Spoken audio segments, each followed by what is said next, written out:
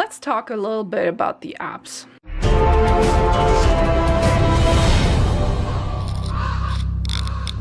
I've been using the iPad for 22 days now. Since the beginning, the main app that I used was the Sketchbook app. The day I got the iPad, I just googled what the best free app was for it, and Sketchbook was on the top. After about a week and a half, I grew super tired of the app and wanted to try something else. So I looked at other apps you can use, one of which was Medibank Paint. A lot of people were very positive about the app.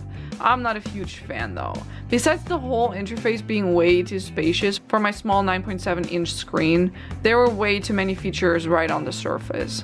The thing that bothers me the most is that the icons are confusing. I had to spend a good amount of time just to find out what these all do, and then I'll forget again. The interface was almost stressing me out because it looked a lot like Photoshop, and Lord, I'm way too dumb to use that.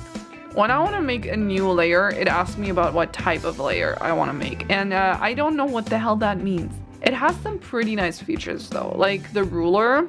You can make like all sorts of comic and manga effects with it, which is cool. The brushes are confusing. What the hell is Asumi? Instead of giving me just the name, how about showing me what it looks like? I don't know. A big minus is the pencil brush in here. It doesn't look like a pencil at all. So this app is getting a solid 3 out of 10 lost Apple Pencil caps from me, just because I haven't deleted it yet and I feel like I might use it someday. Speaking of Photoshop, Photoshop made its own app called Adobe Sketch. Now this app feels like the opposite of Medibank, which feels like Photoshop, which is weird. There's nothing reminding me that this is an Adobe app. Not only is the whole thing very light, which Photoshop and Adobe is mostly very dark, but it also has like 2 buttons. The pencil brush is fine, but the ink pen is not. It makes this annoying tail at the end and beginning of a fine liner does. Not a fan. The only reason why I like this app is because of the watercolor brush. It looks very realistic and bleeds and all. It doesn't bleed out of the lines if you try to fill in something, but if you draw 2 lines too close to each other, even if they don't touch, they will bleed together, which makes it very messy if you were to use it like I would have. Especially. This app is getting 2 out of 10 caps because it has almost no functions, but it's definitely still usable. There are a couple of other free apps that I tried, but most of them I deleted right after. I was not a fan of Tayasui sketches, for example. Of course, I can't forget about Clip Studio. This app was great. I wasn't even able to open it without signing up for membership. If I'm paying for an app, it'll be a one-time thing. I ain't paying every single month. Of course, let's not forget about Procreate. I wanted to buy it, but I couldn't connect to my bank account. I don't know why Apple won't let me use it, because I need a credit card or something. I don't freaking know. So I can't really give my opinion on it.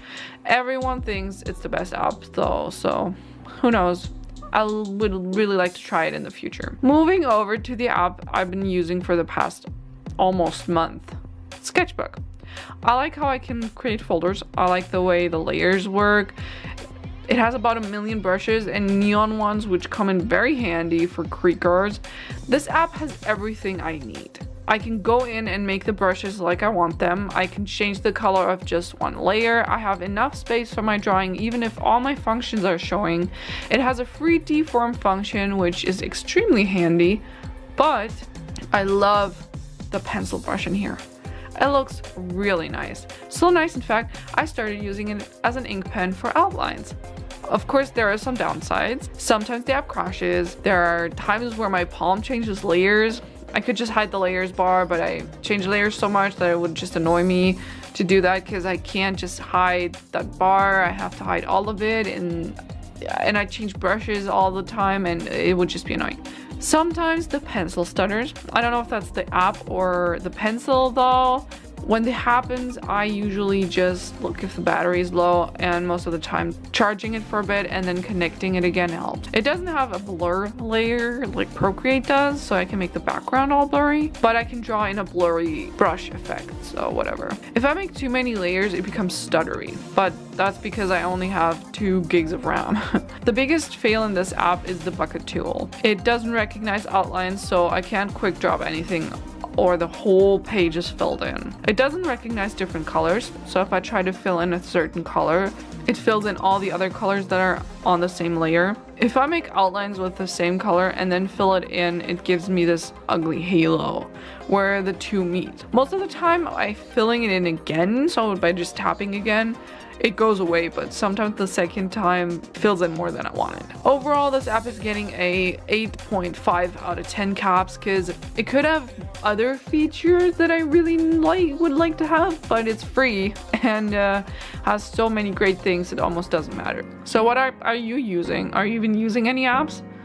Or what are you drawing on? I'm curious, let me know. Wow. Thank you for watching. And to conclude this, it's time for a weekly fortune cookie. Be definite now. Worry about precision later. And with that, I wish you a nice weekend or week, because this was not uploaded on the weekend because I didn't have time. I'm sorry. Don't lose the cap, and I see you next week. Bye!